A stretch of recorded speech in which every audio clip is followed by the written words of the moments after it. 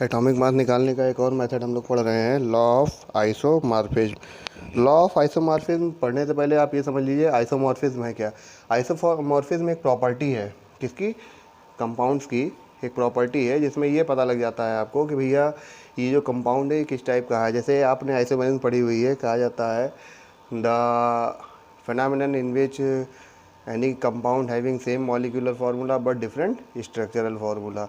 इसी तरह से आइसोमॉर्फिज्म में कहा जाता है the compound which have same number of atom and arrangement of atom.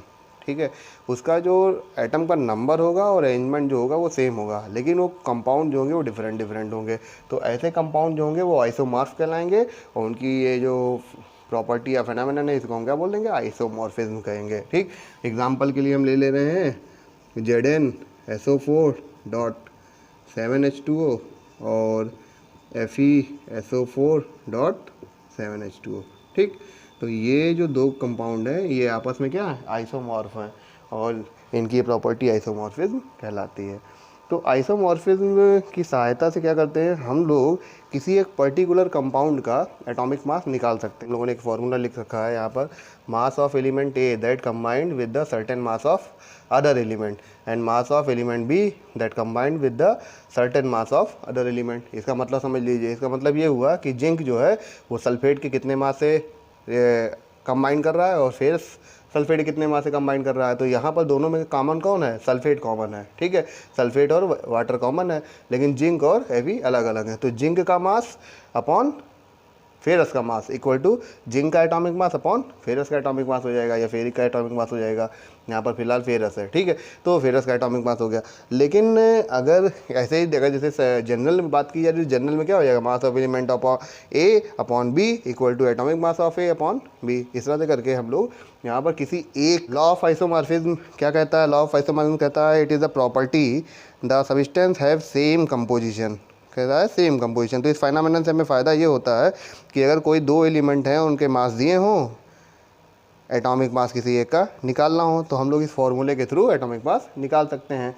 इसके साथ साथ हम लोग एलिमेंट्स की वैलेंसी पता कर सकते हैं। वो अगर वो कंपाउंड्स क्या हों, आपस में आइसोमॉर्फ हों, तो हम लोग उनकी वैलेंसी पता कर सकते हैं। ठीक है, आइए देखते हैं कि कैसे कर सकते हैं। सामने है ये आइसोमॉर्फिक प्रॉपर्टी के ऊपर बेस क्वेश्चन है। इसमें दिख रहा है कि पोटेशियम क्रोमेट एक कंपाउंड है जो आइसोमॉर्फ है पोटेशियम सल्फेट के अकॉर्डिंग, और कह रहा है कि इसमें जो है इस पोटेशियम क्रोमेट में 26.78% क्रोमियम है, और अदर कंपाउंड होगा, पोटेशियम होगा और ऑक्सीजन होगा।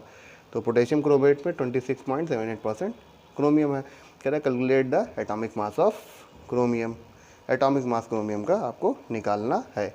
ठीक, तो अब यहाँ करा क्या जाए कि पहले तो ये देखा जाए, क्योंकि जो पोटेशियम क्रोमेट है वो किसके आइसोमॉर्फ है? पोटेशियम सल्फेट के। तो हम लिखते हैं सिंस पोटेशियम क्रोमेट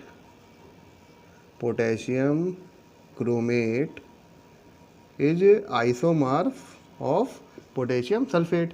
तो जो अगर आइसोमॉर्फ है तो इसका फॉर्मूला क्या होगा? फॉर्मूला पोटेशियम क्रोमेट का क्या हो जाएगा?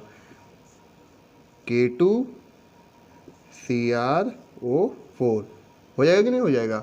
सल्फेट की जगह पर क्या आ जाएगा? क्रोमेट आ जाएगा, क्रोमियम आ जाएगा। तो इस तरह से इसका ये फार्मूला हो गया। जब फार्मूला हो गया तो हमें क्या करना था? एटॉमिक मास निकालना है। तो हम लिख लेते हैं, सपोज करना पड़ेगा। लेट अस सपोज कर लेते हैं, suppose the atomic mass of chromium is x मान लिया। ठीक, तो अगर इसको एक्स मान लेते तो K2CrO4 का एटॉमिक मास होगा कितना? K2CrO4 का एटॉमिक मास निकालिए। K2CrO4 इक्वल टू पोटेशियम कितना?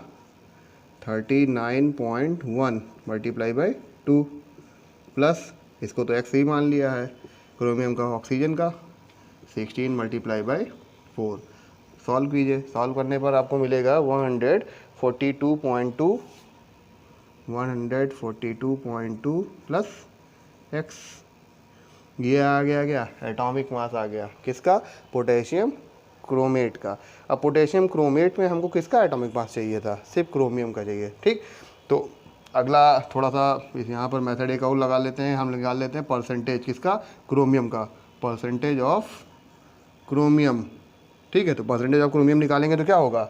क्रोमियम का एटॉमिक मास, क्रोमियम का एटॉमिक मास कितना है x, और कंपाउंड का मॉलिक्यूलर मास तो 142.2 प्लस x इंटू 100। इसको हमको सॉल्व करना पड़ेगा, ठीक है। इसको सॉल्व किया जाएगा तो आप जानते हो परसेंटेज क्रोमियम कितना दिया है, 26.78 इक्वल टू हो जाएगा x अपॉन या 100 x अपॉन 142.2 प्लस x, ठीक है। अब इसको सॉल्व किया जाए, इसको सॉल्व करा जाए तो मल्टीप्लाई कर देते हैं 78 into 142.2 plus 26.78 equal to 100x, ठीक। अब x की वैल्यू आपको निकालनी है, x सॉल्व किया जाए, x आ जाएगा 52। इस तरह से करके क्रोमियम का आपका एटॉमिक मास आया, कितना आ गया 52। तो ये यूज़ है लॉ ऑफ आइसोमॉर्फिज्म का, और आइसोमॉर्फिज्म अगर आप देखते हो कहीं तो आप आसानी से एटॉमिक मास निकाल सकते हो।